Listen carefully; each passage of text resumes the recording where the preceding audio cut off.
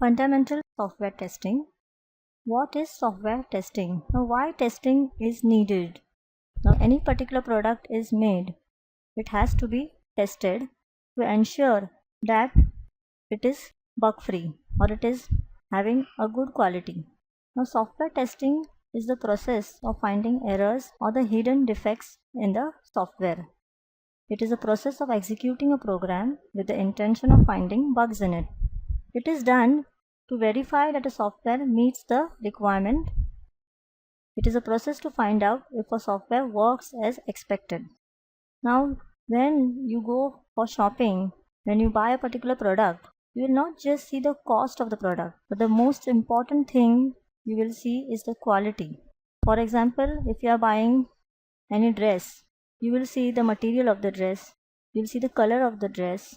So, like you will see if the dress is as per you want, the color which you wanted, the size. Here the most important thing you will see is the size, whether it's fitting you or not. All these aspects are taken into consideration when you buy a product. Now, if it is not satisfying your requirement, you won't go for it, you will go for some other thing, right? Now, the importance of software testing. Testing identifies areas of weakness in the software. Find defects as early as possible to reduce the cost of defect fixing. Now, when any product is tested, if you find the defect in an earlier stage of the development life cycle, it will be very easy to fix. It will not be time consuming, or also the cost of defect fixing will be less. Now, if that same bug or if any particular defect is unnoticed or unidentified in the initial stages, then it is not reported for fixing, so it will be just, the product which is made will possess that defect. If you notice that defect in the very later stage or last stage, you can say, and if it is detected in the last stage, the time taken to fix that defect will be more, since you will have to repeat the starting phase from the beginning itself. Now, testing is done to develop a customer confidence in the system.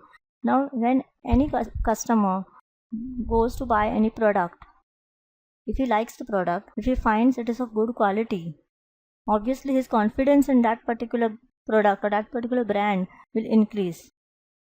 To increase the degree of quality, so when testing is done, you find defects, the defects are fixed, so you ensure that the product is having very less defects, since it is said that you won't find any product which has zero defects. Like, your intention should be to find out as much defects as possible and get them fixed, so that the quality of the product is increased. To ensure that the product is usable, reliable and stable. Obviously, when you go for any product, you will see that it is long lasting, it is usable, it is satisfying all the requirements you needed. Principles of software testing. A developer should avoid testing his own program.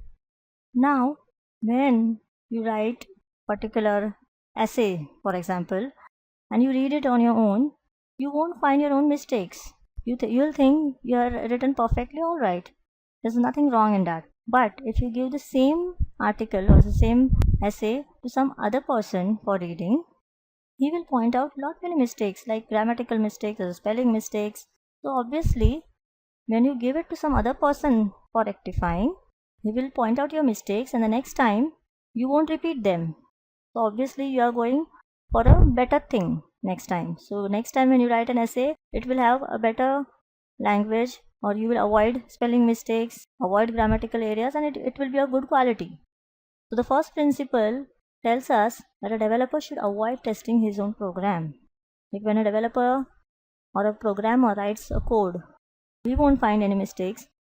And if he tests it, it's not essential always that a developer will not find any mistake. He might find, but the majority of the defects are found by a tester. Testing should be started at the early stage of the software development life cycle. Like, when you understand what is software development life cycle and what are the phases, you will come to know that testing is better to test at the early stage of the life cycle, so that it is not time consuming, and also the cost of fixing the defect is less. Pareto principle states that 80% of the defects are found in 20% of the component. That is, like a very small component or a very small part of the application will have majority of the defects. Now that's what Pareto principle states. Now who is said to be a good tester, or what qualities a tester should have? Now he should have good observation and communication skills. Now, for example, when a tester goes for testing any website or any links, if you click on any particular link, if it is not opening or if it is opening some other page, he should be able to identify or point out. So obviously he should have good observation, should be explorer. Now sometimes it may happen that you don't have any documents to refer before testing. Like for example, there are specification documents to be read to understand the functionality of the system. But if these documents are not ready, then what tester has to do is he has to explore the software on his own and start testing. So he should be able to explore it. A tester should be innovative. He should have different point of views. He should see a system in a different way or in like number of ways and find various ways to find the defects. Should be diplomatic. Now sometimes it happens that a tester posts a bug to a developer for fixing, and a developer thinks it is not a bug.